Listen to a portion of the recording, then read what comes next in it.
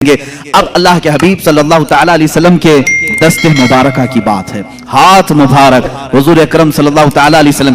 ویسے تو میں نے ہاتھ کی خوبصورتی بتائی. ہاتھ بہت لمبے بھی نہیں تھے, بہت چھوٹے بھی نہیں تھے. ہتھیلیاں اتنی نرم تھیں جیسے کوئی مصافحہ کرے تو ایسا لگے کہ ریشم کے کپڑے میں اس نے اپنا ہاتھ رکھا ہو. نرم ملائم سوز و گداز اس کے اندر تھا.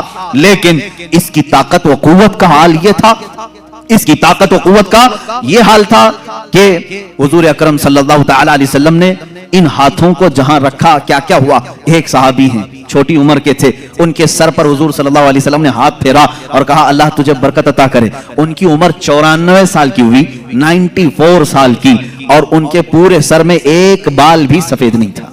ایک بال. حضور کا دستے میں باقی داڑھی سفید, منہ سفید, بھویں سفید, بال چہرے سر کے ایک بھی سفید نہیں, اس لیے کہ دستے مبارکہ میرے آقا نے اس پر رکھا تھا.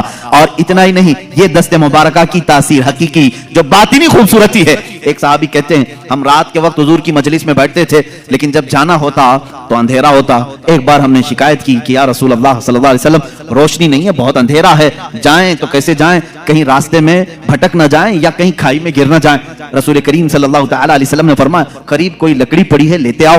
قریب ایک لکڑی پڑی ہوئی تھی, صحابہ نے پیش کر دیا. اللہ کے نبی صلی اللہ علیہ وسلم نے اس لکڑی پر مسح کیا, اپنے ہاتھ سے مسح کیا اور کہا اس لکڑی کو لے جاؤ, یہ اجالا دے گی. وہ صحابہ کہتے ہیں ہم باہر آئے تو اس کی ہر شاخ سے نور کی شعاعیں پھوٹ رہی تھی, اتنی روشنی کہ پوری گلی روشن ہوئی. اب وہ 3 صحابہ تھے, کہتے ایک موڑ پر ہمیں راستہ بدلنا تھا, ایک کو ادھر جانا تھا, ایک کو ادھر, ایک کو ادھر. اب کیا کریں, ایک روشنی کا کمکمہ حضور نے دیا تھا. تینوں نے کہا ہم 3 ٹکڑے کرتے ہیں اور اپنے اپنے گھر لے جاتے ہیں. تینوں ٹکڑے کیے, ہر ٹکڑے سے وہی روشنی آ رہی تھی. رسول پاک صلی اللہ تعالی علیہ وسلم جس لکڑی پر اپنا دست مبارکہ لگا دیں وہ روشنی ہی روشنی پیدا کرے. ایک صحابی ہیں جنگ بدر میں, حضرت عکاشہ رضی اللہ تعالیٰ عنہ, کہتے ہیں میں غریب صحابہ میں سے تھا.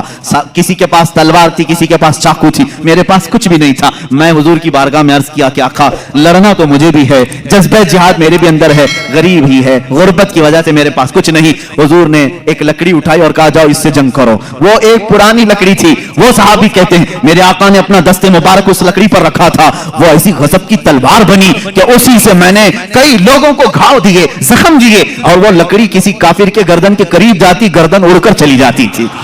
وہ دست مبارکہ کی تاثیرات, یہ الگ عنوان ہے میرے عزیزو, وہ چھو لیں تو اس میں برکت ہو. اب آؤ حضرت جابر رضی اللہ تعالیٰ عنہ کے گھر کی دعوت, جو آپ نے سنا بھی تھا معجزات میں. حضور پاک